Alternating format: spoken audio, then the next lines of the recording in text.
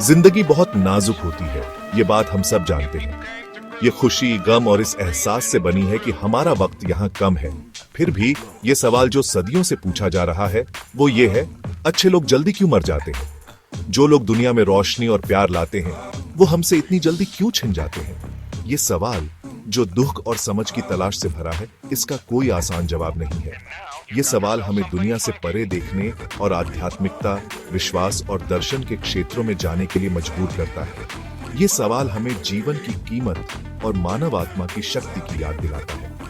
अर्थ की तलाश में हम सदियों की बुद्धि की ओर मुड़ते हैं, आध्यात्मिक, धार्मिक और दार्शनिक दृष्टिकोणों की खोज करते हैं, जो इस गहरे रहस्य में सांत्वना और अंतर्दृष्टि प्रदान करते हैं।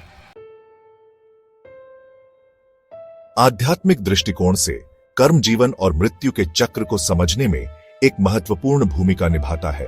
कर्म, जिसे अक्सर कारण और प्रभाव के नियम के रूप में वर्णित किया जाता है, बताता है कि इस जीवन में हमारे कार्यों के परिणाम हमारे भौतिक अस्तित्व से आगे तक जाते हैं।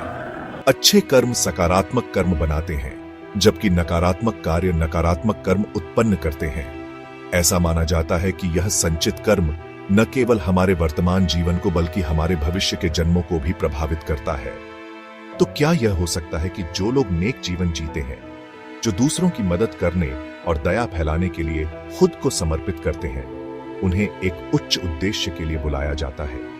शायद उनकी आत्माएं अपने सांसारिक कर्तव्यों को पूरा करने और सकारात्मक कर्म जमा करने के बाद भौतिक क्षेत्र को पार करने और हमारी समझ से परे अस्तित्व के एक स्तर पर चढ़ने के लिए तैयार है। भगवद गीता, हिंदू दर्शन की आधारशिला, धर्म की बात करती है।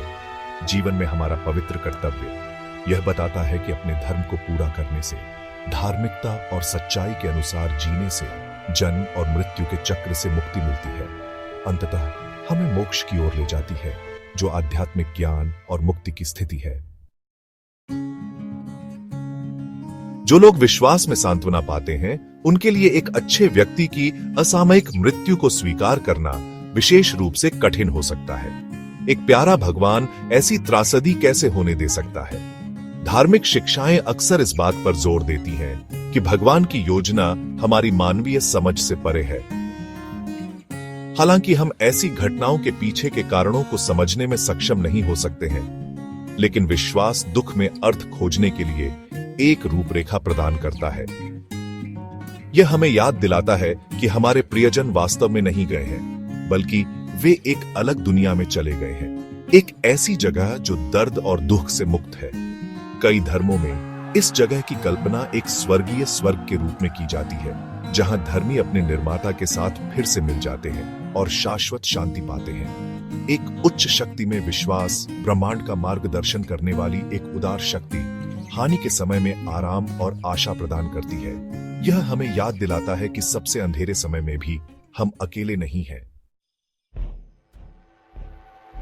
चौथा भाग, एक दार्शनिक पूछताछ, जीवन का उद्देश्य और अस्तित्व की नाजुकता। दार्शनिक दृष्टिकोण से अच्छे लोग जल्दी क्यों मर जाते हैं? यह सवाल हमें जीवन और मृत्यु की प्रकृति की जांच करने के लिए प्रेरित करता है। हमारे अस्तित्व का उद्देश्य क्या है?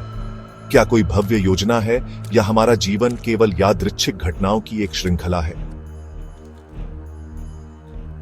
कुछ दार्शनिकों का तर्क है कि जीवन स्वाभाविक रूप से नाजुक है, एक नाजुक लौ जिसे किसी भी क्षण बुझाया जा सकता है। इस दृष्टिकोण से मृत्यु एक सजा नहीं, बल्कि जीवन के चक्र का एक स्वाभाविक हिस्सा है। यह हर दिन को संजोने, वर्तमान क्षण में पूरी तरह से जीने और पृथ्वी पर हमारे क्षणभंगुर समय की कीमत की सराहना करने की याद दिलाता है। दूसरों का सुझाव है कि जीवन का अर्थ इसकी अवधि में नहीं, बल्कि इसकी गुणवत्ता में पाया जाता है। प्यार, करुणा और उद्देश्य से भरा जीवन, भले ही छोटा ही क्यों न हो, दुनिया पर गहरा प्रभाव डाल सकता है। हमें कितने वर्ष दिए गए हैं, यह नहीं, बल्कि हम उन्हें कैसे जीना चुनते हैं, यह वास्तव में मायने रखता है। पांचवां भाग, निष्कर्ष, हानि का सामना करने में अर्थ खोजना। अच्छे लोग जल्दी क्यों मर जाते हैं? यह सवाल जीवन और मृत्यु के रहस्यों की मार्मिक याद दिलाता है।